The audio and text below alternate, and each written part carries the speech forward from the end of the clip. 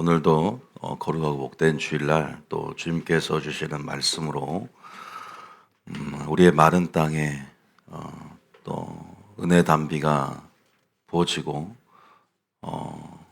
정말 말 그대로 광야 같은 우리의 삶의 여정 가운데 길이 나지며 메마른 땅에 또 은혜의 강물이 넘쳐 흘러서 거의 샘이 되고 강이 되고 바다가 되는 역사가 있을 줄 믿습니다.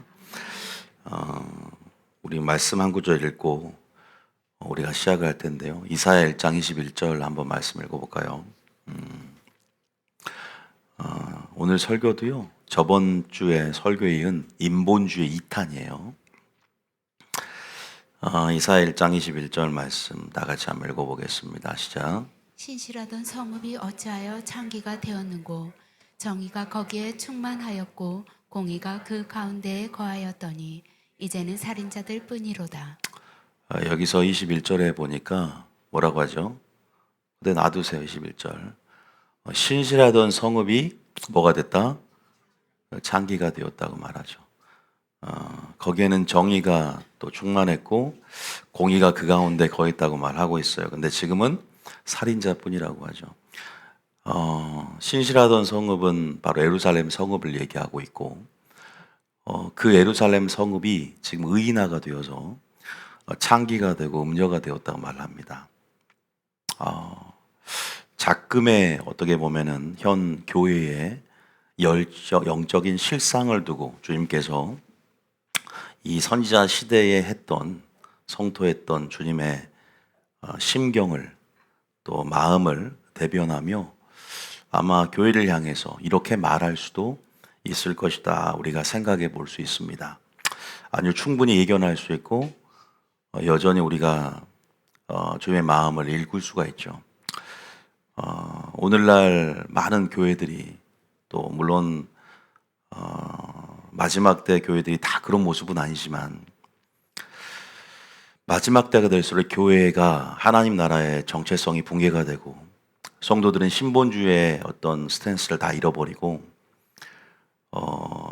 하나님께서 우려하는 것은 이 교회가 음녀화되는 것에 우려를 표하고 있습니다. 그래서 아름답게 치장해야 할 하나님의 말씀으로 치장하고 하나님의 성품을 옷 입어서 아름답게 변모해야 할 우리가 거룩한 성 예루살렘을 또 우리가 의인화하고 또 다른 말로 바꿔서 우리 신부라고 하는데 우리 신부들의 모습이 너무나 추해지고 있다 그럴까요? 음녀화가 되고 있다. 그런 말 한 적이 있어요. 마지막 때 우리가 중간지대, 회색지대가 사라진다고 했어요. 점점 양극화가 뚜렷해지고 교회의 모습도 음녀가 되든지 신부가 되든지 주님은 신부만을 데리러 옵니다.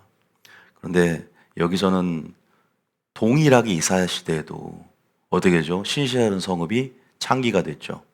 제가 항상 교회가 음녀가 된다. 교회가 더 이상 안전지대가 아니다.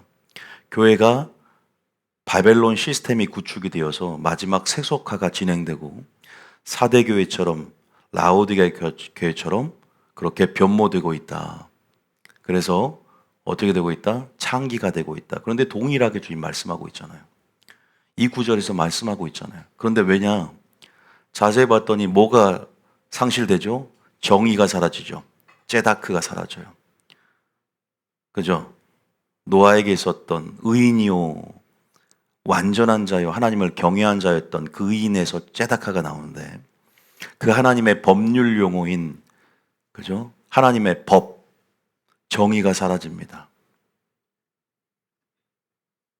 그리고 뭐가 사라지죠? 공의가 사라집니다. 하나님의 성품이 무너지는 거죠.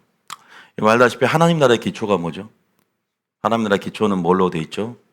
하나님의 공의와 정의가 되어 있잖아요. 시편 89편에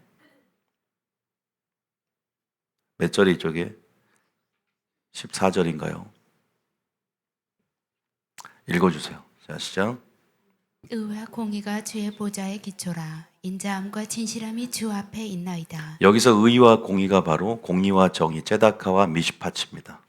동일한 말이에요. 다시 말해서 의와 공의, 공의와 정의 이것이 사라진다는 것은 하나님 나라의 기초가 붕괴되는 것이죠. 교회의 토대가 무너지는 것이죠. 교회가 하나님 나라의 정체성을 상실하는 거죠. 너무나 많은 교회가 사랑만 있어요. 그래서 위험한 겁니다. 그 사랑도 신본주의 사랑이면 공의와 정의가 전제가 됩니다. 그런데 하나님의 신본주의 사랑이 아니라 인본주의의 사랑으로 둔갑을 해버려서 세속화된 사랑이 기초가 되고, 그래서 모르는 거예요. 교회가 무너지고 있는데도 사랑이 떠받치고 있다고 생각을 합니다. 사랑이 역시 주춧돌이 되고 있다고 생각합니다. 예수님의 이름으로 찬양하니까 예수님이 여전히 디딤돌이 되고 있다고 생각합니다.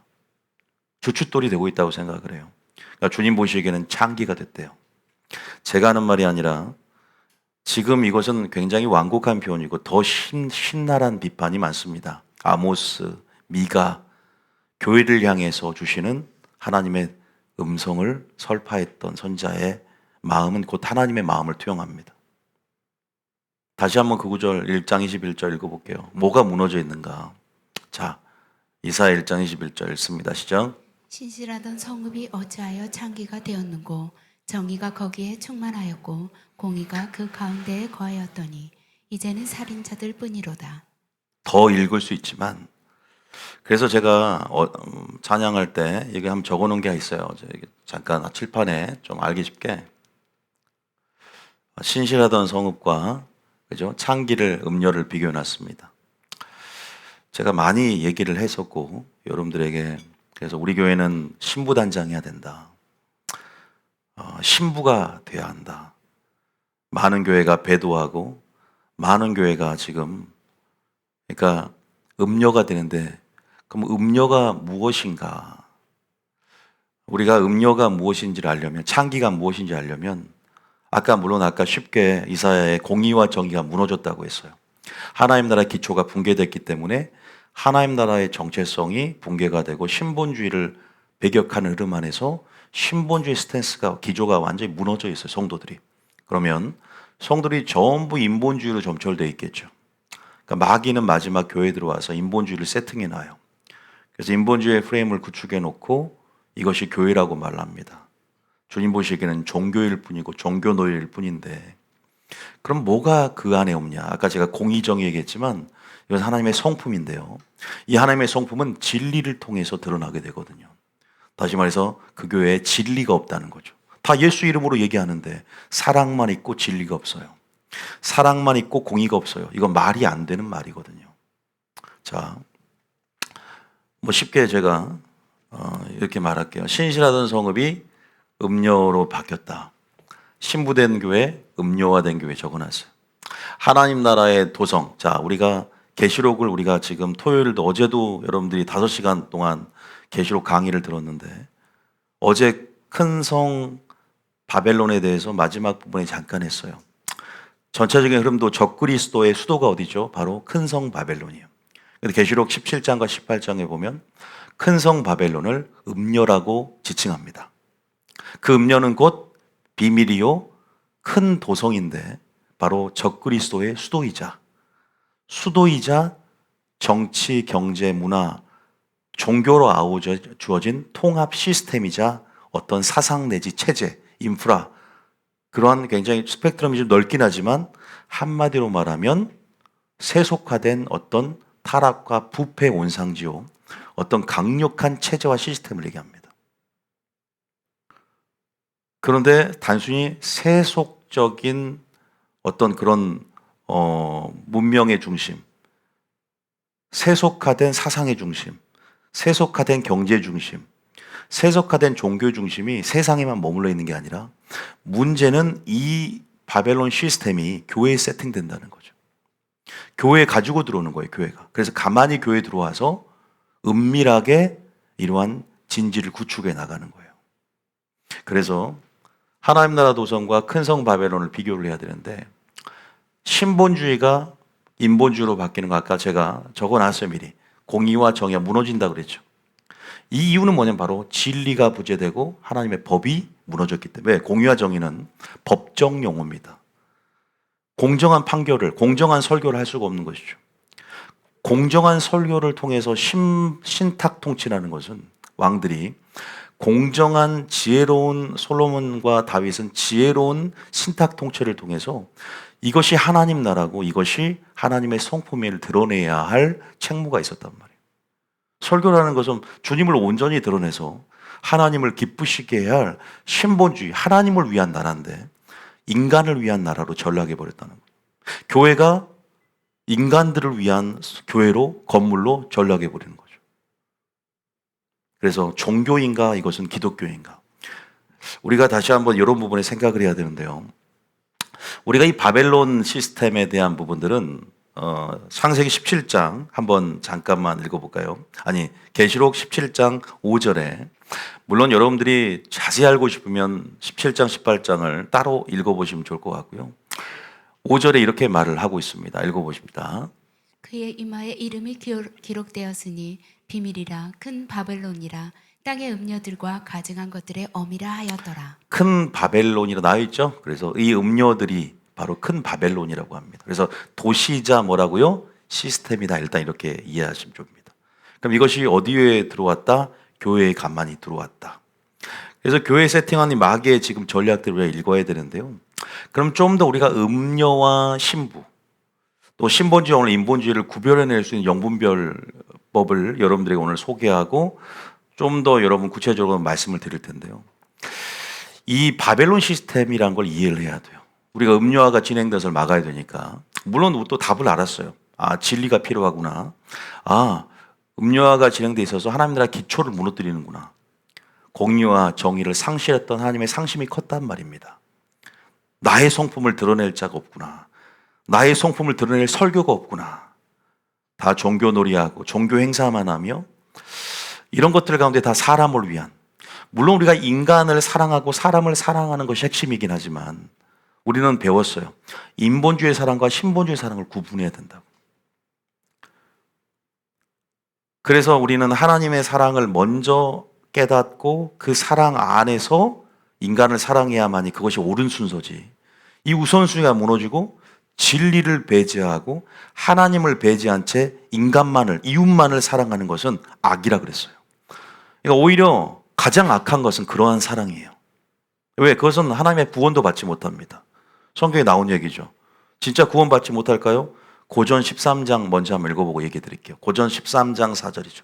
조금 지나친 말 같지만 모든 판단은 하나님이 하시는 거예요. 여러분이 가지고 있는 사랑이 그 하나님과 동료의 것인지 세상부터 왔는지는 여러분 가운데 진리의 유무로 알 수 있고 그냥 단순히 하나님을 사랑하는 감정 가지고는 안 되는 거거든요. 그것은 정말 하나님께 속한 것이기에 하나님만이, 구원 하나님께 속해 있고 그 모든 사랑도 하나님께 속해 있기 때문에 그 사랑을 점검할 수 있는 시금석은 제가 오늘 제공해 드릴 수 있어요. 물론 쉬워요. 그 사랑은 공의가 있는지, 이면에 질서가 있는지, 하나님 나라의 권위와 질서, 하나님에 대한 공의의 성품을 온전히 이해하고 있는가. 이걸 모른 채 그냥 마구잡이식의 감정적인 사랑, 세속적인 사랑과 같은 사랑은 전혀 주님을 드러낼 수가 없어요. 3절에 보면 내가 내게 있는 모든 것으로 구제까지 했어요. 내 몸을 불사르게 내주는 어떻게 보면 굉장한 헌신이죠. 사랑이라고 생각했죠. 그런데 이것도 사랑이 없으면이라는 전제를 두는 거죠. 구제, 몸을 불사르게 내줬는데 사랑이 없을 수 있나? 근데 사랑이 없으면 유익이 없다는 거죠. 유익이 없다는 것은 아주 편안한 말이 아닙니다. Nothing, 원어를 보면 하나님과의 관계가 없다는 거예요. 하나님께 속해서 위로부터 은혜를 공급받고 위로부터 지혜를 공급받고 위로부터 사랑을 공급받아서 그 사랑으로 이웃을 사랑해야 되는 거거든요. 그런데 어떤 은혜 공급이 차단된 상태에서 내 의로, 내 생각으로, 내 사상으로, 내 상처로 내가 가지고 있는 선량한 어떤 양심으로 그냥 사랑하는 것은 사람들에게는 인정받을 수 있지만 이것은 하나님께 인정받을 수 없기 때문에 일단은 예수를 믿는 것에서부터 선이 시작되는 것이다. 믿습니까? 하나님과의 관계에서 진정한 사랑의 능력이 나오는 거죠. 그래서 성경은 너희가 마음과 목숨과 뜻과 힘과 지혜를 다하여 먼저 하나님을 사랑하지 않으면 이웃을 사랑할 수 없는 것이에요. 여러분들이 기도도 하지 않고 하나님 의지하지도 않고 여러분 동기에서부터 하나님의 사랑을 구하지도 않으면서 그냥 여러분이 행하고 있는 말, 행실, 빛과 소금의 역할이 어디로부터 왔는지를 항상 점검해 가며 겸손하게 상한 심령으로, 가난한 심령으로 은혜를 구하며 그 모든 선한 일들을 시작해야 될 줄 믿습니다. 그래서 주님은 마리아를 기뻐한 거예요. 마리아는 먼저 말씀을 듣는 자리에 있었단 말이에요. 왜? 신본주의로 준비되기 위해서 그래요. 말씀으로 순종하기 위해서 그래요. 때로는 사랑하라고 하지만 때로는 사랑하지 않는 것 같은 그러한 모습이 주님 보시기에는 사랑일 수 있어요. 질서일 수 있어요. 사랑보다 중요한 것은 질서일 수 있어요. 그거 아세요? 사랑보다 중요한 게 질서일 수 있다는 말의 의미가 뭔지 아십니까? 모든 것은 순서가 있거든요. 하나님의 절차와 하나님의 방식을 따라야 되기 때문에 가난한 자를 먼저 돕기 전에 향료값을 먼저 주님 발에 붓고 예배드리는 것이 먼저일 수 있어요. 우리가 너무 많은 것에 우선순위가 틀어져 있다는 거죠. 이 모든 것의 영향력은 바벨론 시스템에 그죠? 기초한 세속화된 영향력이죠. 바벨론 시스템의 중심에는 인본주의가 있습니다. 바벨론 시스템의 뿌리와 기원을 찾아 들어가면 바벨탑의 영성, 바벨의 스피릿, 바벨 영성의 잔재가 그대로 진화되어서 강력한 영향력을 교회 안에 뿌리고 있다. 그 뿌리의 기원은 인본주의예요. 인본주의에 뭐라고 있습니까? 신과 진리를 배제한 채 인간 중심적인 얘기를 얘기합니다. 인간 중심이 되는 것이죠. 가장 위험한 게 자기를 사랑하는 것입니다.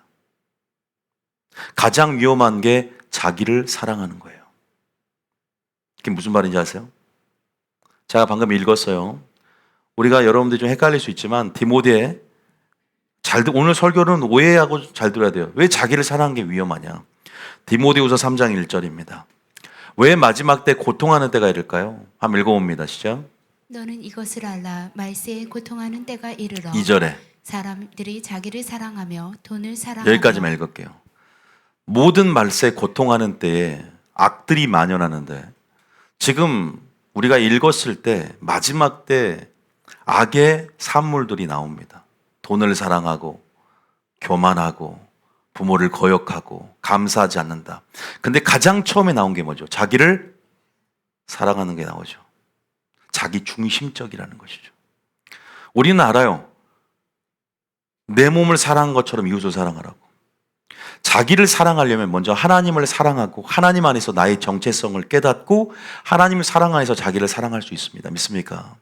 그런데 하나님 사랑이라는 것, 진리를 배제했다. 저는요, 다 예수님 이름으로 일한다 생각을 해요. 그런데 정말로 진리가 왜 그렇게 사활을 걸 정도로 중요하냐?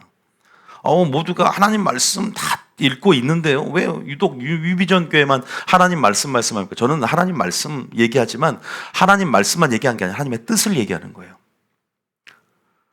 하나님의 뜻, 올바른 하나님의 사랑과 공의가 있는 곳이 하나님이 기뻐하는 교회다. 왜? 거기서부터 하나님의 일이 시작될 수 있기 때문에. 적어도 하나님의 형상을 왜곡시키진 않잖아요. 설교를 제대로 못하면 성도들은 소경이 될 수 있어요. 쓴쑥과 독감물을 먹어서 하나님이 이런 분이라는 것들을 왜곡되게 생각하고 이것이 바로 주님의 사랑이라고 생각하고 우선순위가 설정되지 않은 상태에서 자기 의로 때로는 잘못된 말씀의 방향성으로 잘못된 열심을 낼 수 있단 말이에요. 그러나 성경은 열심만 있으나 자기 영광을 구하는 바리새인들을 하나님이 책망했단 말이에요. 누구보다 교회에 열정은 있지만 하나님에 대한 방향성이 틀려져 있잖아요. 자기 인본주의적, 다시 말해서 자기 중심적.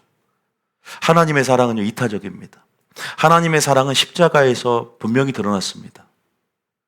하나님의 사랑을 받으면 정말로 하나님 안에서 자기를 사랑할 수 있게 되고 자기를 사랑한 대로 이웃을 사랑하는 이타적인 헌신과 나보다 남을 낫게 여기는 그러한 방향성에 있어서 밖으로 생명을 풀어놓게 됩니다. 믿습니까?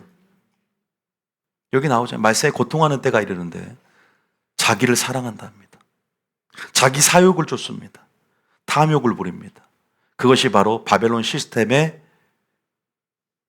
영성이고, 그 영성은 바벨의 영성, 우리가 바벨탑의 기원부터 시작하는 거예요. 그래서 실제로 고대 바벨론 제국, 그 다음에 바벨론이라고 은어가, 그죠? 바벨론이라고 속칭 바벨론이었던 그 은어를 가졌던 로마 교회, 로마부터 마지막 적그리스도까지 전부 바벨론의 흐름들이 계속 금신상의 금의, 그죠? 영향력이 지금까지도 교회를 장악하고 있다는 거예요. 바벨론이 상징하는 그 대표성이, 바벨론이 드러내는 그 세상의 아이콘적인 그 강력한 흐름이 더 업그레이드되고 진화되어서 교회 깊숙이 들어왔다. 근데 그 골자는 뭔지 아세요? 반역의 DNA. 하나님보다 높아진, 하나님보다 더 높아지자. 바벨탑을 쌓았던 그 높이보다 지금 더 높이 쌓으려고 하는, 그것은 뭐냐면 신본주의를 완전히 잃어버린, 신과 진리를 배제하고 절대성과 권위를 붕괴시켜서 사람 중심으로 나의 이름을 내자. 그것이 오늘도 교회 안에 만연해 있다는 것을, 자기 사욕을 쫓을 스승을 쫓아서, 그죠? 진리를 거슬러 버린 거예요. 진리가 없어지는 거죠. 진리가 없어지면 뭐가 무너진 줄 아세요? 하나님의 공의와 사랑이, 공의와 정의가 완전히 무너지는 거예요. 믿습니까? 여러분들은 이것을, 이 원리를, 이 메커니즘을 누가 이렇게 깊게 생각하고 나가겠습니까? 하나님 말씀이 들려지고 일깨워져서 우리 안에 회개가 되고 일깨워지고 다시 한번 생각나는 것이고, 그래서 오늘 말씀이 들려지는 것이다. 믿습니까? 우리는 지금 각성해야 되고 계몽해야 되고, 정말 우리가 무엇이 중요한지, 우리 자신의 스탠스와 우리 자신의 이 마음의 기조, 우리는 어떠한 지금 설교자부터 시작해서 성도까지 우리는 지금 오염되지 않았는지, 우리는 지금 바벨론이라는 그 시스템 안에서 인본주의 요소를 제거하고 우리는 인본주의의 그러한 흐름들을 배격하는 단체로서 우리는 모든 뿌리들을 뽑아야 되는 것이거든요. 어떤 사람들은 초신자도 있고 어떻게 너무 너무 격한 기준을 내세운 거 아니냐, 엄한 기준을. 저는 목표점을 얘기하는 겁니다. 인본주의를 가진 성도들이 올 수도 있는 것이고, 우리는 포용함에 나아가지만 목표 지향적으로 예수님이 제시한 목표를 제시할 수밖에 없는 것이지 않습니까? 성도들의 믿음의 분량은 천차만별이지만 이 교회가 그렇다고 해서 하나님 나라의 정체성을 유지하는 데 있어서 우리가 신본주의 스탠스, 우리가 계속 무장해 가도록 높은 기준들을 제시할 수밖에 없는 것이고, 예수님 부자 청년이 근심하게 떠나갈 때 옷자락 잡고 막 붙잡았습니까? 예수님도 정확한 기준을, 네가 네 모든 소유를 팔고 가난한 자에게 나누지 않으면 내 제자가 될 수 없다, 단호하게 얘기했습니다. 자기가 선택했어요. 떠났습니다. 주님 신방 가서 안 잡았어요. 예수님이 제시했다고요. 하나님 나라가 바로 이런 것이다. 주님은 그 중심을 알아요. 회개할 사람은 이미 회개했고, 양이면 찔림이 있어도 조금은 우리가 그런 부분 안에서 한 발짝 더디지만 들어오려고 애쓰는 그 중심을 주님 보시기에, 우리가 어떤 기준을 얘기하고 목표를 제시해서 동기부여하는 것은 굉장히 중요하다는 생각이 듭니다. 그래서 다시 한번 제가 바벨탑의 기원, 바벨론 시스템의 기원, 바벨탑의 영성 몇 구절만 읽어보면 이거구나. 자, 창세기 11장 4절 5절 한번 읽어볼까요? 자, 창세기 4장 5절입니다. 창세기 11장 4절 5절 시작.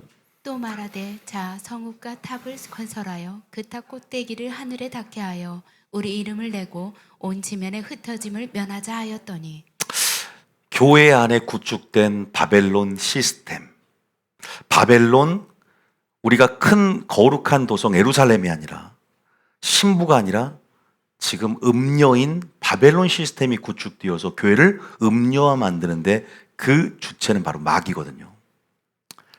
이 니므롯이라는 사람이 바벨탑을 쌓습니다. 주동합니다. 선동합니다. 선동에 능해서 이 배우는 니므롯의 영은 마귀죠. 니므롯이 하나님과 같이 되자. 하와가 뭐라고 하죠? 마귀가 어떻게 꼬시죠? 하나님과 같이 될 것이다 그러죠. 이것이 바로 인본주의예요. 자기중심적. 우리는 하나님을 위하여, 나의 영광을 위하여 창조된 자를 내게 오게 하라. 내가 그를 지었고 만들었다. 우리 인간을 창조된 목적은 하나님을 위해 사는 것이에요. 창조의 목적을 다 잃어버렸어요. 오히려 인간 중심으로 창조 질서를 파괴하고 바벨탑을 더 높이 쌓는 데 혈안이 되어 있습니다. 그래서 과학기술은 고도화되고 더 문명은 발전했죠. 굉장히 아이러니하죠. 물론 그것이 꼭 비례적으로 하나님을 반역할 수 없지만 인간의 지혜, 세상의 지혜가 커갈수록 하나님의 지혜는 소멸되기 시작했어요. 왜? 양립할 수 없기 때문에. 인간의 지혜는 사사로운 지혜, 인간의 지혜는 인간의 지혜를 배설물로 여겨야만이 하나님의 지혜가 들어요. 그래서 사도 바울도 나의 지혜를, 내가 가진 것을 배설물로 여긴 이유가 뭐래요? 그리스도를 얻기 위하여. 우리가 이러한 분명한 하나님 나라가 우리 속에 임하고 존속될 수 있는 원리를 이해하셔야 돼요. 여러분, 이 바벨탑을 쌓았던 이들 보세요. 우리 이름을 내자. 이 한 구절만 봐도 반역의 DNA가 들어있고, 그죠? 대적의, 하나님을 대적하다는 뜻의 니무롯이, 그 니무롯의 영이 지금 한국교회를 지배하고 있다는 거죠. 여러분, 이것은 하나님을 부인하는 것은 아닙니다. 단순히 하나님 망령되게 일컫지 않습니다. 누구보다 하나님을 찬양하는 교회입니다. 누구보다 이웃에 대해서 구제하고 선교 많이 하는 교회예요. 그런데 하나님 뭐라 그래요? 내가 너를 모른다. 내가 주의 이름으로 귀신을 쫓아냈습니다. 내가 권능을 행했습니다. 내가 너를 모른다. 내가 주와 함께 길거리에서 먹고 마시지 않았습니까? 내가 너를 모른다. 주님 모른다 할 수 있다는 거 아세요?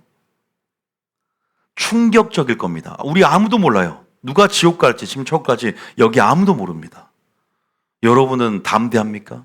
근거 없는 자신감입니까? 아니면 성경적인 확신을 가지고 있습니까? 마지막 때 깨어나야 돼요. 우리 안에 인본주의라는 것이 얼마만큼 마지막 독이 되고 이것이 마귀가 성도들을 기만하게 만드는 강력한 전술이요. 제가 인본주의 아까 세팅되고 인본주의 프레임이 구축되었다. 성도들이 기만해서 지금 음료화가 된지도 모른다. 주님 보시기엔 공의와 정의가 사라졌다. 살인자만 없을 뿐이죠. 아니요, 살인할 수도 있어요.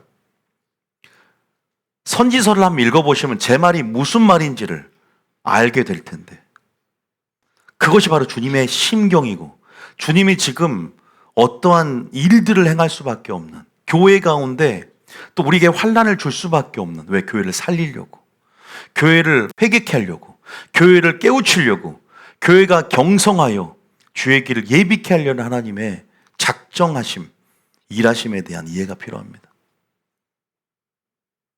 이 바벨탑, 바벨의 영성 마귀 루시퍼의 전철입니다. 그래서 루시퍼가 내가 하나님보다 높아지겠다는 그러한 교만과 탐욕의 결과 그것이 바벨론의 영성, 바벨론 시스템에 그대로 녹아있고 그 흐름과 그 영성의 잔재들이 설교에도 프로그램에도 모든 교회 제도와 조직에도 다 저변에 깔려있어요.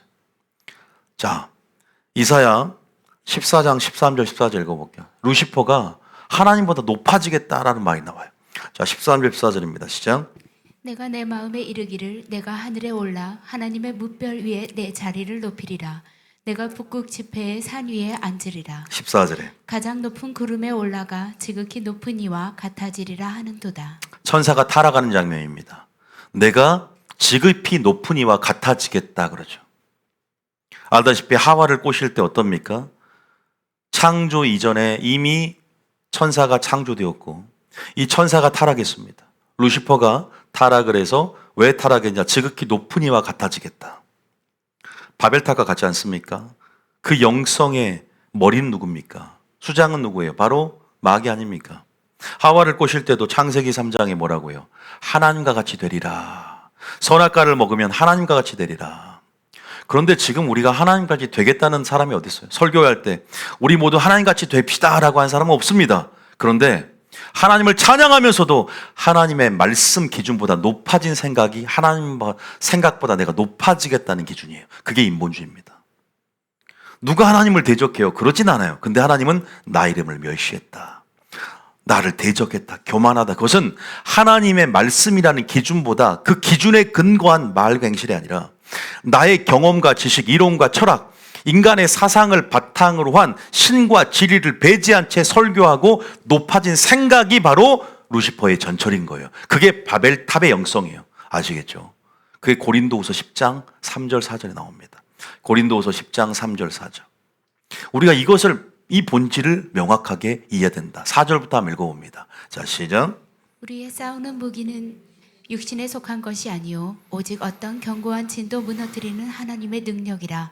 모든 이론을 무너뜨리며. 하나님의 능력은 말씀이고 우리의 이론과 철학과 생각도 무너뜨려야 되는데, 보세요. 5절 읽어볼까요? 시작. 하나님 아는 것을 대적하여 높아진 것을 다 무너뜨리고 모든 생각을 사로잡아 그리스도에게 복종하게 하니. 이것이 바로 겸손입니다. 믿습니까? 우리의 생각을 사로잡아서 하나님 말씀에 순종하는 것이죠. 하나님을 아는 것은 대적하고 하나님의 생각보다 높아진 것, 이것이 바벨탑을 쌓는 거예요. 어떻게 보면. 그러면 창조 질서가 무너지고 하나님의 기준이 무너지고 기준이 붕괴되고 하나님의 생각이 아니라, 영의 생각이 아니라 육의 생각으로 점철되어지면 교회가 하나가 될까요? 교회라는 것은 단순한 인본주의 단체가 아니지 않습니까? 교회는 세상의 사업장이 아닙니다. 교회라는 것은 우리가 머리는 예수님인, 그죠? 예수님의 명령을 따라 진리대로 행하는, 하나님의 뜻대로 행하고자 하는 에클레시아 모임이죠. 교회의 본질을 잘못 이해하면 성도들과 교제에서 끝납니다. 제가 친목단체 사교 모임, 친목과 사교는 코이노니아, 이것도 하나님의 뜻 안에서의 연합이죠.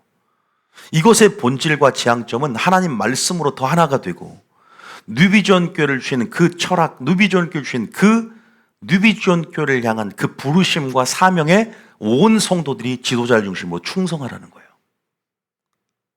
그런데 어느 순간 쇼핑이 되고, 교회 쇼핑이 되고, 어느 순간 본질이 희석이 되고, 과연 하나님 보시기에 기쁜 설교, 성도, 목사, 물론 하나님만 아시겠지만 그런 부분에 우리가 점검해 가보자는 것이죠. 저는 여러분들 예언적인 선포를 했어요. 이 신실하던 성읍이 창기가 된 것은 비단 이사야 시대뿐 아니다. 지금 신실하던 성읍, 거룩한 성 예루살렘, 신부가 아름답게 치장해서 어린 양의 혼인잔치에 그저 하나님의 은총을 얻을 담대함으로 흰 세마포스로 오른행실로 온전히 공의와 정의로 치장을 해서 공의의 겉옷을 입고 준비돼야 되는데, 이것을 입혀줄 만한 말씀이 사라져버렸어. 전부 창기가 되고 점점 음료화가 됐어. 단지 저는 WCC만 얘기하는 게 아닙니다. 뭐 WCC만 배도하고, WCC보다 더 무서운 건 뭐냐? 교회 안에 기만하는 것이죠. 정통 안에 이런 오류들, 구원론의 오류, 성령론의 오류, 종말론의 오류들이 우리의 방향성을 틀어버려서 기만하게 만들어서 빛과 소금, 하나님의 그죠? 성품의 DNA가 우리 속에 있어서 이것들이 계속 우리 속에 열매를 맺어야 되는데, 오히려 니무롯의 DNA가, 반역의 DNA가 하나님보다 높아진 인간 중심의 진리가 사라졌기 때문에 전부 기초가 무너지고 점점 음료화가 돼버리는 것은, 물론 주님이 아시겠지만 똑같은 열매는 있어요. 뭔가 구지하고 교회가 신문에도 떠들썩 나올 수 있어요. 근데 주님 보시기에 왜 악하다 그러냐? 내 사랑이 없어. 여긴 내 공의가 없어. 여긴 질서도 없고 그냥 세속화됐어. 사대교회가 그랬잖아요. 살았다는 이름은 가졌으나 죽은 자로다. 하나님 보시기에 죽었는데 모든 사람들이 살았다는 이름을 가졌다라고.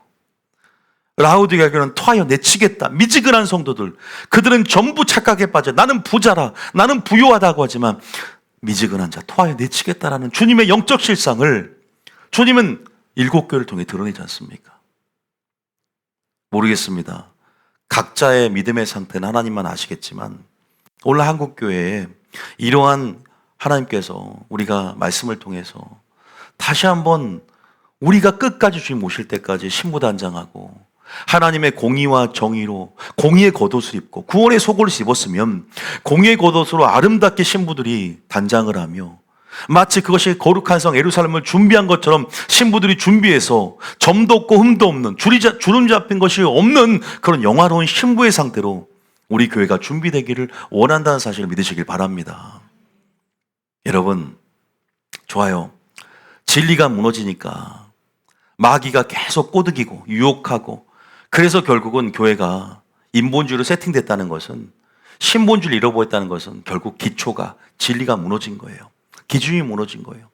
마지막 마귀의 전략은요, 여러분들이 진리의 사랑을 못 받게 하는 거거든요. 마지막 때 탐욕을 부추기고 그냥 다 그 정도면 돼, 목표의식을 상실하게 만드는 거죠. 거룩에 대한 목표, 그 정도면 돼, 하나님의 은혜가 덮어줄 거야. 적당주의, 혼합주의, 가치 중립주의, 이런 세속화된 흐름과 사조들, 이런 세상의 중심에 있는, 그죠? 그 중심에는 절대성의 붕괴, 상대성의 인정, 이런 포스트 모더니즘이 만연한 사조와 유행을 창출하는, 아름다움을 계속 공급하는 세상의 흐름 안에 우리가 편승돼 버리면 교회는 쓸려가는 거예요. 그 쓰나미에 휩쓸려 가는 거거든요.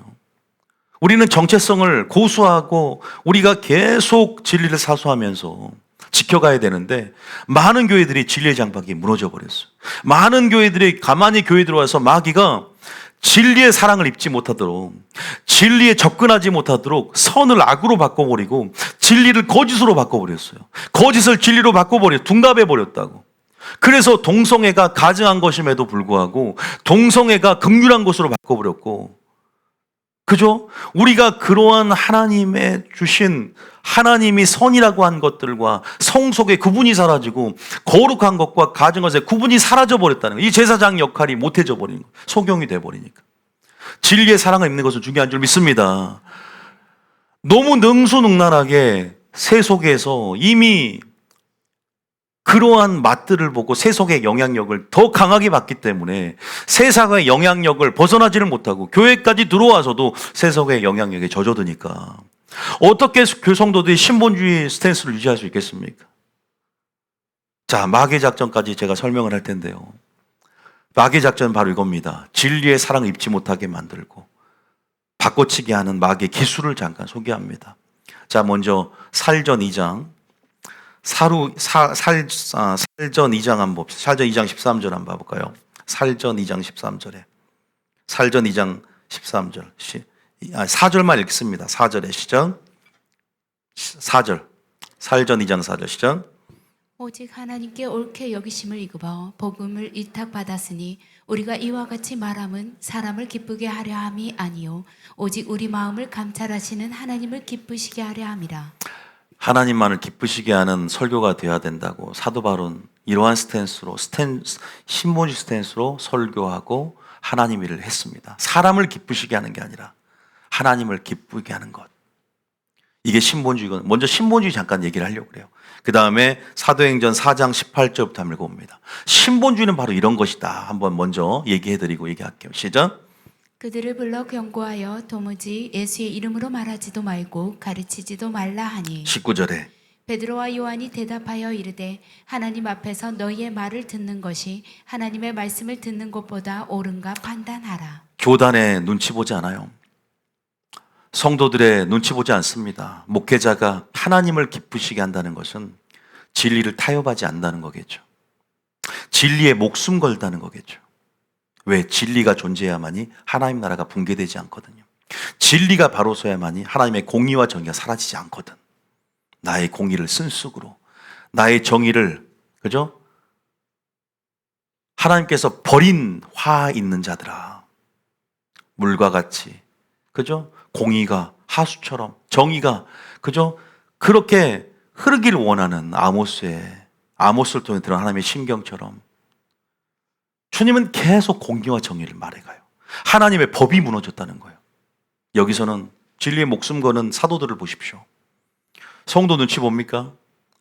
교회가 커지면 커질수록 방언을 했던 교회도 방언을 안 하더라고요.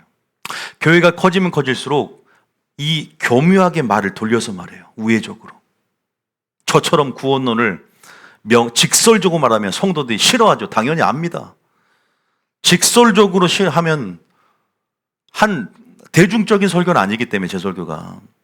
저도 그걸 몰라서일까요? 제가 이렇게 설교하면 호불호가 분명히 나눠질 것도 알고 있고, 여러분들이 익숙하고 또 진리를 말하는 걸 좋아하기 때문에 그러지만 한 80%는 저를 싫어할 거예요. 우리 교회 커지면 공격당할걸요? 그걸 각오합니다. 공격당합니다. 100%예요. 하나님 나라 들어가면 너희가 많은 환난을 겪어야 할 것이다. 무릇 경건하게 살고자 하는 자는 핍박을 받으리니 의를 위하여 핍박을 받는 자는 복이 있도다. 주님도 이단 중에 괴수였고 사도 바울도 진리를 말한 너희는 나를 죽이려 한도다. 진리를 말하니까 죽이라는 거예요. 누가? 교회 안에서. 참소하는 마귀로부터 참소를 받는 거예요. 형제가 형제를 참소합니다. 이단 사냥꾼을 통해서. 그런 흐름들이 여전히 반복될 것이 더 악해질 텐데 그걸 이미 예견을 하는 거죠. 그러나 신본주의라는 것은 마지막 교회를 신부화되게 만들고 신부단장하고 주님 오실 때까지 신앙의 지조와 절개를 지키는 것은 진리를 끝까지 사수하는 것이다. 믿습니까? 물론 진리만 사수해서는 안 되죠. 진리를 갖고 있으면 진리를 살아내서 열매를 맺어야겠죠. 믿습니까? 그러나 중요한 것은 먼저 마리아의 영성에서부터 신본주의는 출발한다는 걸 얘기하는 거예요. 그래서 주님이 마리아를 보고 얼마나 기뻐했어요. 야, 너는 빼앗기지 않을 거야. 너무나 기쁜 거야. 마르다는 열심히 일하고 있어. 주방에서 일하고 막 붙인 게 붙이고 주님 온다고 막. 그래도 선한 동기야. 열심만 했지 진리가 없으니까. 그러나 마리아를 칭찬해. 주님 나 좀 돌아와소서. 쟤는 맨날 말씀만 듣고 나는 혼자 일하고 있습니다. 하나님 일하고 있는데 사람들은 마리다가 최고야. 하나님 일 열심히 하네. 주님은 마리아를 칭찬했어. 좋은 편을 택하였으니 우선순위를 말하는 거예요. 진리가 없는데 어떻게 사랑을 해요? 진리가 없는데 어떻게 헌신을 해요? 진리가 없는데 어떻게 부침개를 붙여요? 진리 없으면 부침개 붙이지도 마세요. 할렐루야. 한번 웃어야 될 것 같아. 너무 지금 진지하게 나가니까 여러분 잘 수도 있으니까.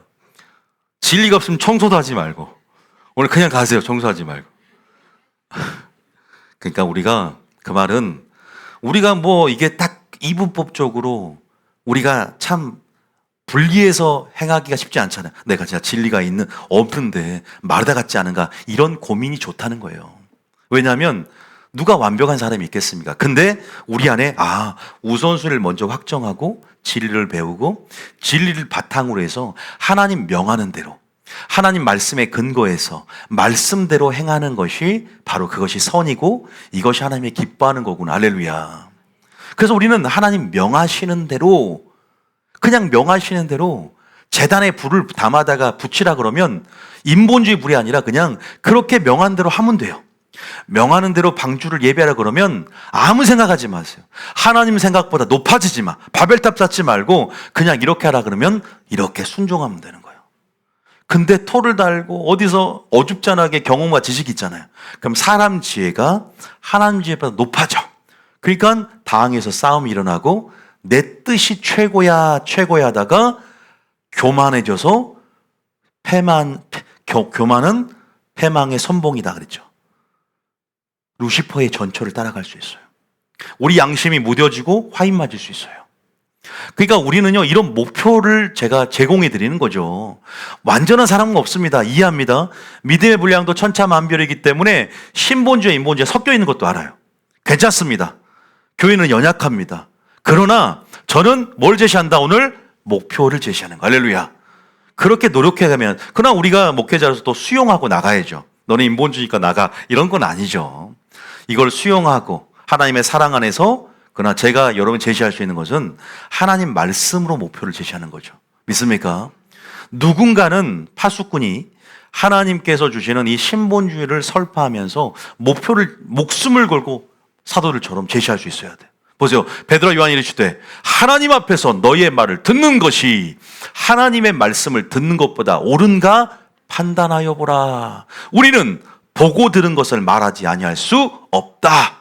여러분도 이렇게 진리에 목숨 거는 복음의 증인 되시길 예수님 축복합니다.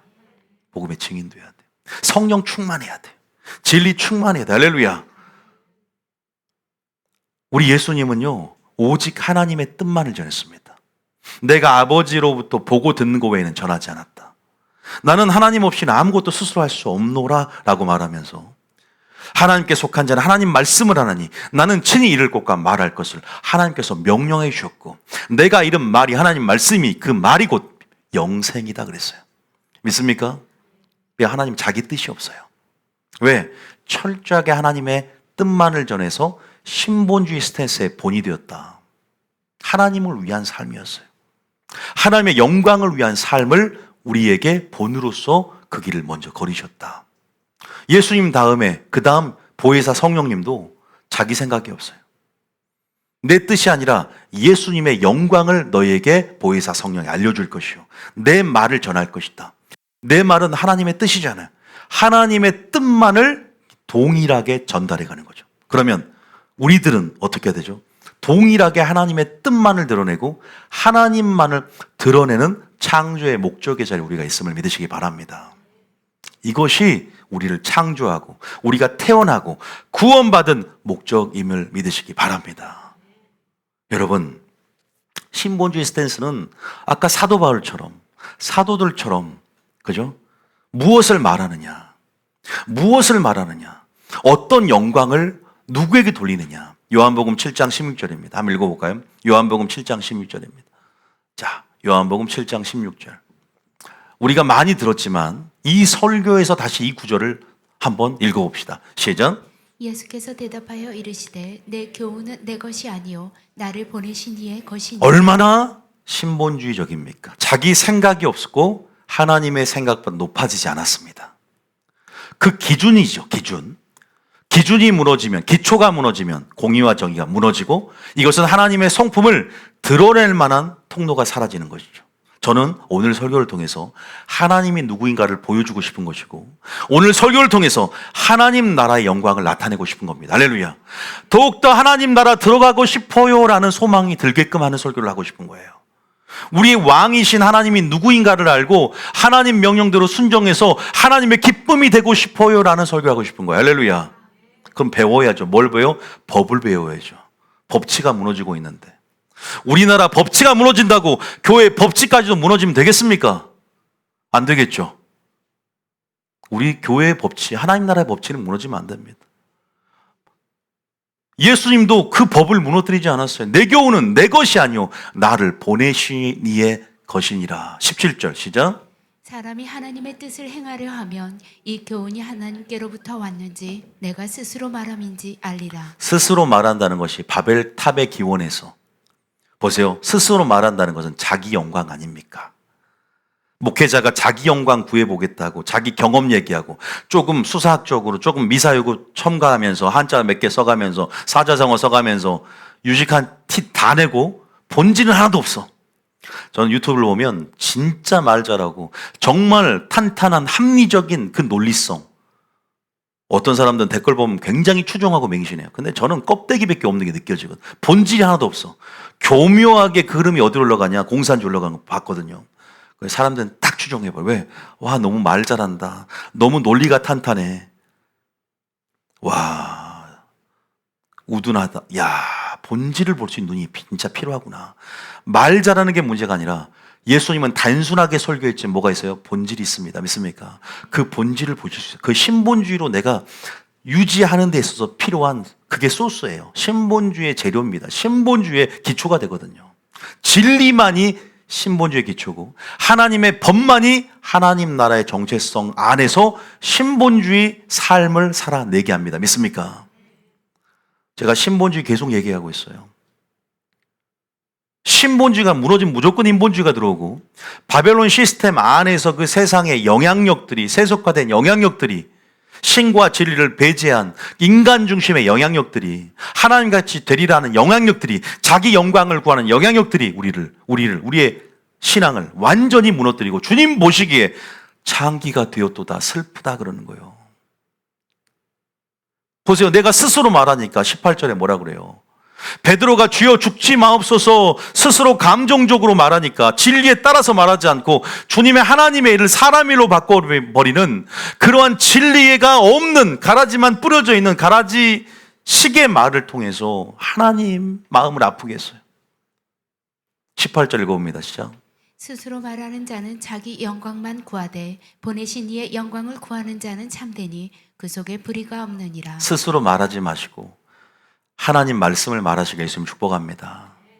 예수님처럼 하나님의 뜻만을 얘기하고 성령님처럼 예수님의 영광을 구하며 이제는 우리가 그 후사로서, 우리가 상속자로서, 우리가 하나님이 파송한 제자로서, 자녀로서 우리는 창조의 목적대로 주님 명하시는 대로 우리 입속에 뭐가 있어야 되냐? 마리아의 영성처럼 진리가 있어야 됩니다. 믿습니까? 진리를 배워야 됩니다. 하나님을 아는 지식이 있어야 됩니다. 하나님이 원하시는 삶을 살아야 됩니다. 믿습니까? 그런데 그렇지 못하는 것이 우리의 삶 아닙니까? 왜? 너무 세상에 있지만 세상에 속해버려요. 세상에 있지만 하나님께 속한 자의 삶이 있는데, 세상에 있지만 세상의 파도에, 세상의 조류에, 세상의 흐름에 이리저리 끌려다니며 세상의 가치에 세속화된 유물론 사상이, 세속화된 인본주의 사상이, 세속화된 그런 가치가 세속의 기준이 행복의 기준이 되고, 주님은 이 세대를 뭐 하지 말라? 본받지 말고 선하시고 온전하고 기뻐하신 하나님의 뜻이 무엇인지를 뭐라? 분별하라고. 어리석은 자가 되지 말고 하나님의 뜻을 이해하라고 우리에게 분명히 말하고 있는데, 우리는 마지막 때가 된다고 하더라도 하나님의 뜻을 찾지 못하고 있는 것이죠. 하나님의 뜻 결정체인 보고 만질 수 있는 예수님을 우리는 이름은 찬양하지만 사대교회처럼 이름은 있지만, 이름은 높이지만 죽은 자라는 그러한 주님의 영적 실상의 고발이 주님으로부터, 혹시나 천사로부터 고발되어 있지는 않는가? 하나님의 법정 코트에서 우리는 뭐라고 항소하고 뭐라고 우리는 담대하게 얘기할 것이냐? 여러분의 변호사가 성령님이에요. 변호사가 아무 말 못해요. 여러분 죄가 그래 있으면 상고도 못하고 여러분이 나중에 바로 그냥 최종 판결 불모 쪽 갈 수도 있어요. 여기서 분명히 말하고 있잖아요. 예수님이 자기의 말이 심판의 기준이 되니까, 야, 나는 그렇게 살았어. 나는 하나님의 뜻만을 얘기했어. 나는 설교할 때도 하나님 일할 때 내 것이 있더냐? 내가 그렇게 인류의 대표로 와서 모범으로서 그 발자취를 따라오게 했는데 나도 그렇게 살았다. 주님이 우리에게 말씀해서 나도 성령을 의지하면서 그렇게 했다고. 그러나 우리는 너무나 인본주의라는 것, 그것이 그 중심에 자기 중심, 자기 영광이 교묘히 안에 있다는 거죠. 사랑을 행한다고 하지만 우리는 그래서 질서대로 행하는 것, 교회 안에 질서를 존중하는 것, 겸손하게 하나님 말씀이면 순종하고, 그죠? 그 권위를 인정하고 법을 존중해야지. 내가 배운 대로, 세상의 사랑대로 단순히 가난한 자를 돕겠다, 불쌍한 자를 돕겠다, 이것이 사랑인 줄 생각하십니까? 요거하고 한번 맞출 텐데요. 그 예를 한번 들어보고 마치겠습니다. 몇 절입니까? 있죠. 요한복음 13장. 봐보세요. 그 가난한 자 도운 거, 그거 한번 얘기해 봅시다. 자, 마지막으로. 자, 어디 있죠? 마태복음 26장 8절에 있네요. 마태복음 26장 8절 읽어봅니다. 자, 마태복음 26장 8절에 시작. 제자들이 보고 분개하여 이르되 무슨 의도로 이것을 허비하느냐? 9절. 이것을 비싼 값에 팔아 가난한 자들에게 줄 수 있었겠도다 하거늘. 향유값을 깨트리니까 교회 안에서 재정을 사용하는데 의견이 분분합니다. 그죠? 제자들은 그 비싼 향유값, 집 한 채를 살 수 있는 그 적금을 깨트려서 이거 가난한 자에게 준 거 틀린 말 아니잖아요. 성경에는요, 가난한 자를 구제하지 않으면 그건 절대적인 신적 명령으로 제도화됐어요. 그래서 우리도 구제연금을 하잖아요. 저도 절대 빠지지 않습니다. 구제연금은.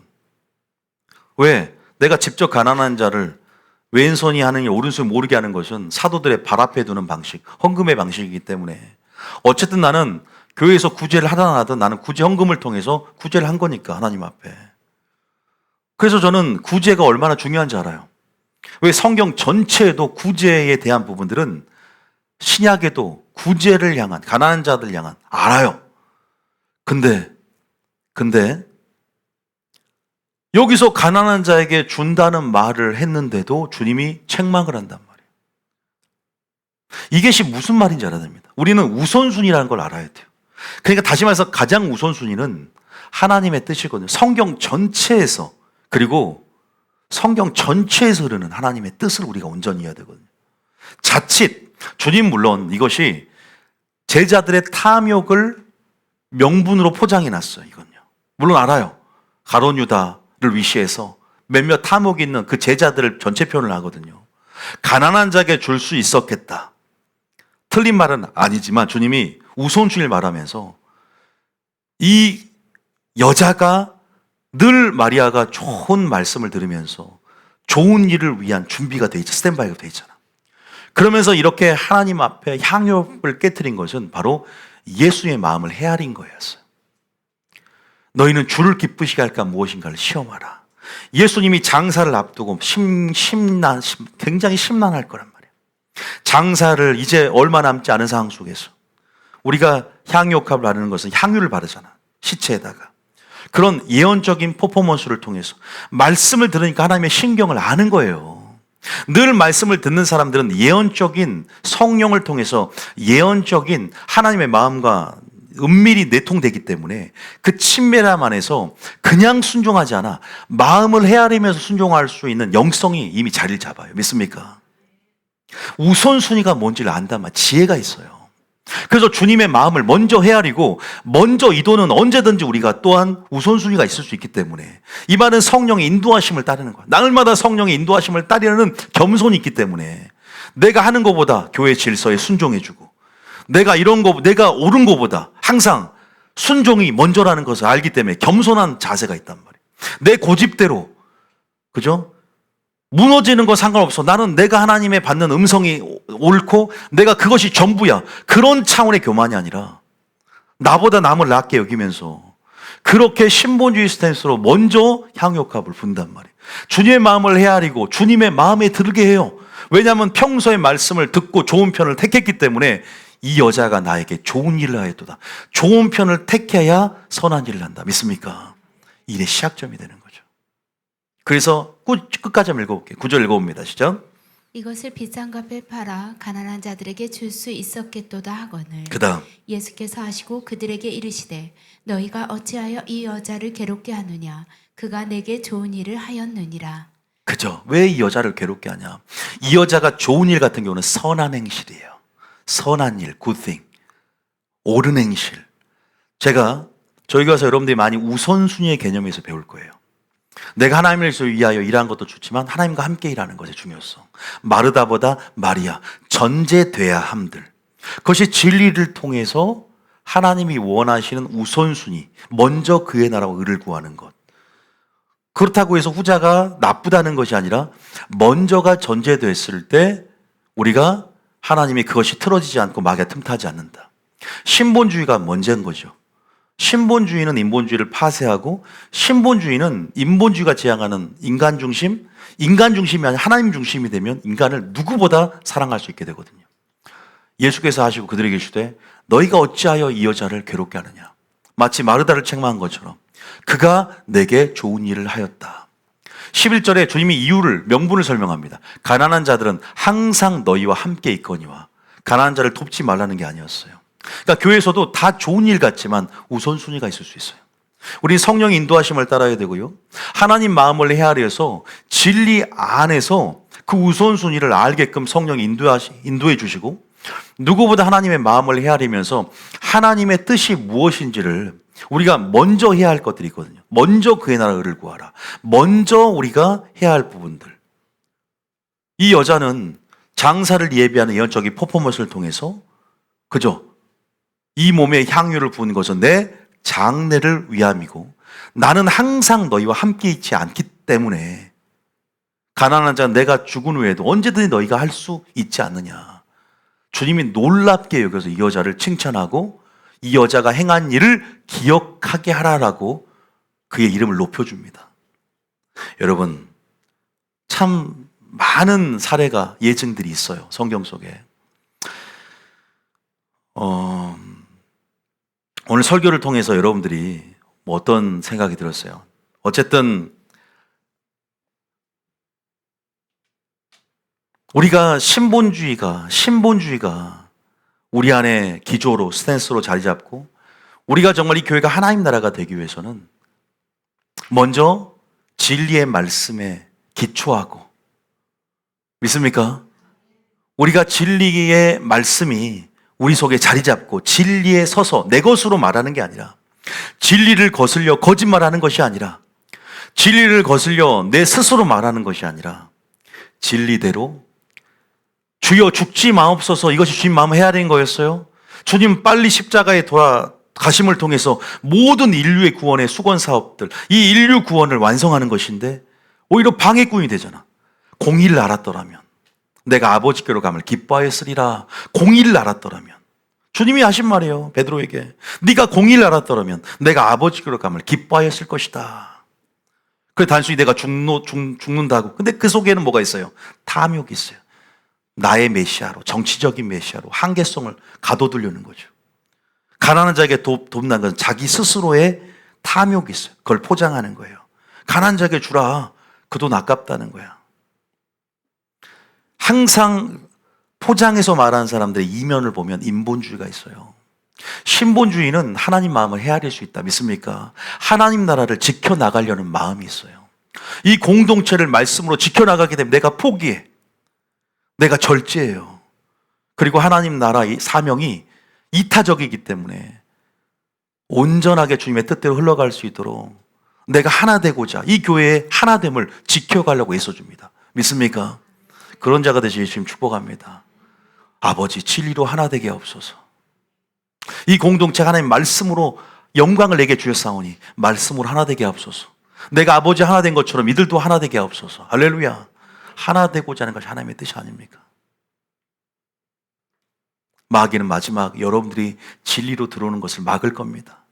악을 선으로, 선을 악으로 바꾼 화 있을진저 말라면서 진리의 사랑을 입지 못하도록, 진리에 다가오지 못하도록 목회자를 하수인 잡아서 진리를 거슬려 거짓말하게 만들 것이고, 진리대로 설교하지 못하게 만들 겁니다. 왜? 그러면 이미 인본주의로 이미 그것들이 신본주의가 무너진 그 자리는 인본주의가 대체할 걸 알기 때문에 마귀가 불법의 온상지를 만들어서 바벨론 시스템, 인본주의, 하나님을 대적함, 교만, 자기 중심, 인간 중심, 다 모든 이유가 진리를 따르지 않고 진리가 없기 때문에.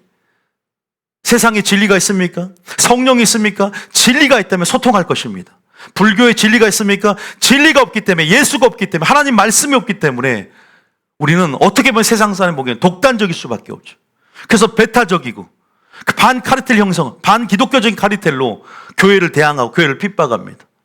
그래도 우리는 끝까지 진리를 고수하고 좁은 길을 걸어서 최후의 승리를 보장받았기에 최후의 승리를 얻기까지 달려가야 될 줄 믿습니다.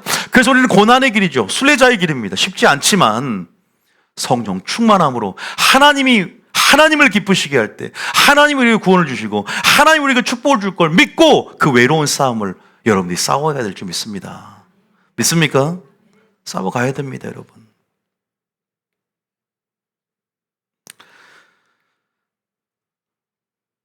요거 한 구절 읽겠습니다. 데살로니가후서 2장 9절 12절까지 마귀가 진리를 사랑을 믿지 못하고, 어제도 읽었는데 사로 2장 9절부터 12절까지 읽어볼게요. 시작.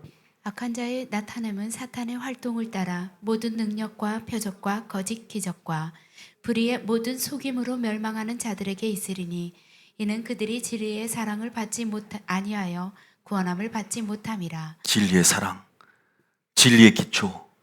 나는 진리대로 행하고 있는가? 나는 기준이 있는가? 보세요. 마지막 진리의 사랑으로 전신갑주 있지 않으면 마귀의 밥이 되는 것을, 불의의 모든 속임으로, 거짓 속임으로 농락당할 것이고, 적그리스도의 제국, 마지막 바벨론 시스템의 종속이 돼서 헤어나지 못하게 될 것이고, 그 늪에 가둬져 버릴 겁니다. 너희는 바벨론에 참여하지 말고, 그 죄에 참여하지 말고 그 바벨론에서 나오라, 빨리 나오라고 주님이 지금 경고하고 있어요. 머뭇머뭇하지 말고 어느 진영에 설 것이냐, 신부 준비해라고 주님은 지금 우리를 부르고 있다. 믿습니까? 진리의 사랑을 받아야 된다고. 진리가 있는 진리의 성읍으로, 진리의 성산으로 올라야 된다고. 산 꼭대기로 오르는 자가 된다고. 말이래 꼭대기에서 말씀이 나올 거라고. 그 나오는 곳으로 주님이 만방이 그로 몰려들지라도 너희도 따라가야 된다고. 믿습니까? 다수가 무너진다 그랬어요. 다수가 넓은 길을 쫓는다 그랬습니다. 소수만이 찾는 자가 적을 것이다. 진리의 사랑을 받지 아니하여 진리는 구원과 연결되어 있습니다. 구원함을 받지 못하면 이게 마지막 때 일어날 일들이에요. 11절입니다. 시작. 이러므로 하나님이 미혹의 역사를 그들에게 보내사 거짓 것을 믿게 하시니 목사님 걱정하지 마십시오. 저는 거짓 것을 믿지 않습니다. 아니요. 거짓 속임에 계속 익숙해지면 나중에 믿게 됩니다. 나중에 믿게 돼요. 한 예로 제가 말씀드렸잖아요. 요새 AI 기술이 너무 발달돼서 쇼츠 영상에 어떤 치유 사역자가 정말로 팔이 거의 없는데 안수를 하니까 팔이 자라. 너무 신기해. 물론 이것은 한 예지만 누군가가 보고 이것을 AI 아니야? 이거 가짜지. 이렇게 AI 기술의 현혹이 되어서 우리가 하나님의 일들이 이것들이 마귀의 어떻게 보면 유혹으로 미혹으로 이런 식으로 둔갑해 버리면 이게 진리의 사랑이 아니라 거짓 것을 믿는 거짓 속임에 농락당하는 거죠. 이것들이 계속 반복이 되다 보면 주님의 재림도, 그죠? 두중이 행하는 표적과 기사도, 교회에서 일어나는 놀라운 치유 사역도 전부 AI일 거야. 가짜일 거야. 예수님 재림도 이거 딥페이크 무슨 기술 아니야? 너무나 많은 그런 영상 합성 기술로 인해서, 보이스피싱으로 인해서 우리가 지금 선악을 구분하지를 못하고 끝까지 마귀는 성부, 성자, 성령을 따라하지 않습니까? 악마의 트리오가. 모든 것들 성령의 행사들을 마귀가 모조품적으로 그죠? 만들어내고 생산하고 그 모든 사역을 위조하고 따라내다 보니까 이제 성도들도 뭐가 진짜인지를 구분하기 힘든 거예요. 뭐가 참인지를, 무엇이 선인지를, 무엇이 악인지를, 무엇이 진리인지를, 무엇이 거짓인지를, 무엇이 거룩인지를 성속에 구분이 모해져 버린다는 거예요. 교회가 그것을 설명해 주는 것이 바로 제사장의 역할을 했어요. 제사장은 거룩함과 속된 것을 분별할 것이요, 제사장의 역할, 레위기에 분명히 기록되어 있거든요. 근데 이게 뭔지를 모르는 거예요. 진리를 거짓으로 둔갑시켜 버리기 때문에 제 것으로 말하고 인본주의 중심에 그 안에 진리가 없으니까 신본주의가 무너졌기 때문에 자기 소견에 옳은 대로 행하고 민주주의가 들어와 버리고 미혹의 역사를 다 그들에게 보내서 거짓 것을 믿게 하시면 이건 믿게 하는 게 아니라 스스로가 꾀임에 빠지고 스스로의 탐욕의 결과라는 것을 분명히 원어는 증명하고 있어요. 물론 하나님께서 그들의 탐욕의 결과로 그 마음에 상실한 대로 버려둬 버리는 거예요. 그러니까 거짓 것을 딱 믿어버리죠. 이유가 뭔지 봤더니 12절에 뭐래? 진리를 뭐하지 않고 교회 안에서 진리를 믿지 않고. 그러니까 우리가 예수는 좋아하는데 진리를 믿지 않는다. 진리에 선다는 것은 신본주의를 얘기하는 거예요. 진리를 사수해야 돼. 믿습니까? 에베소 교회처럼 진리를 사수해야 됩니다. 믿습니까? 이세벨의 영을 용납했던 두아디라나 이세벨의 영을 용납하거나 발람의 교를 용납하면 주님이 책망받았잖아요. 사랑이 많았어도. 두아디라 보세요. 사랑이 많았지만 이단 사설을 허용해 버렸어요. 이세벨 한 사람을 허용했어. 내쫓지 않고. 그래서 쑥대밭이 돼버렸습니다.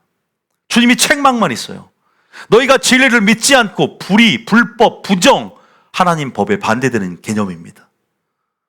마음대로 행하는 것을 교회가 허용할 때 하나님이 내버려 두는 거예요. 처음에는 은혜로 하나님께서 또 경종 울리고 선지자를 보내고 계속 경고하지만 그것들이 누적이 되고 그래도 듣지 않을 때는 니들 마음대로 해라.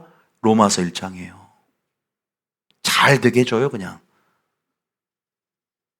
그런 유기의 상태까지 되지 않도록 우리가 지금 선악을 분간하기 힘든, 영분별하기 힘든 그러한 모종의 영적 상황 속에서 우리는 진리의 잣대를 가지고 선악을 분별하고 참된 것과 거짓된 것을 분명히 성속을 구분해서 하나님이 원하신 신본주의 스탠스 설 뿐만 아니라 이 교회가 하나님 나라 되게끔 지켜놔야 될 줄 믿습니다. 분명히 7교회에서 하나님 나라를 지켜내지 못하는 것에 대한 책망들이 두아디라, 버가모 있었다는 것을 우리가 안다면 책망을 들었으면 너희가 열심히 해라, 회개하라.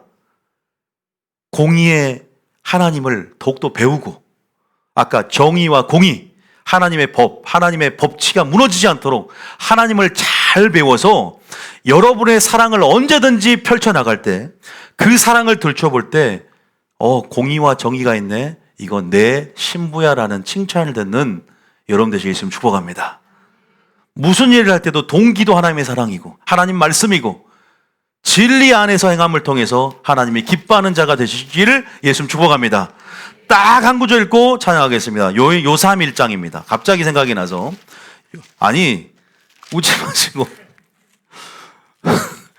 제 마지막은 주님도 마지막 때가 온다 그래서 계속 마지막 때 안 웃어. 그죠? 말세지만 진짜 마지막 중에 마지막 한 구절이에요. 자, 아니 이게 생각이 나는데 어떡합니까? 요삼 1, 제 성경이 요삼, 아니 3절인가 나와요. 이게 저는 성경이 잘려버렸어요. 요삼이. 자, 어때요? 보세요, 여기 있잖아요. 자, 읽어봅니다. 이걸 읽자는 거예요. 시작. 형제들이 와서 내게 있는 진리를 증언하되 내가 진리 안에서 행한다 하니 내가 심히 기뻐하노라. 그냥 행하는데 어디 안에서 행한다? 요거 생각이 나서 말씀드리는 거였어요. 진리 안에서 행한다. 주님이 기뻐한다는 거예요. 진리 안에서. 내가 너희를 뭐한 것 같이 사랑한 것 같은 기준을 반드시 지켜나가면서 서로 사랑하시게 있으면 축복합니다. 그 하나님의 뜻이 뉴비전 교회에 있는 줄 믿습니다. 그래서 그 뜻을 찾으니까, 금과 은을 구하는 것처럼 찾고 구하니까 나를 사랑한 자는 나의 사랑을 입고 진리의 사랑을 입을 것이다. 할렐루야. 진리의 사랑의 주님 오실 때까지 여러분과 함께하는 그런 축복된 자가 될 줄 믿습니다.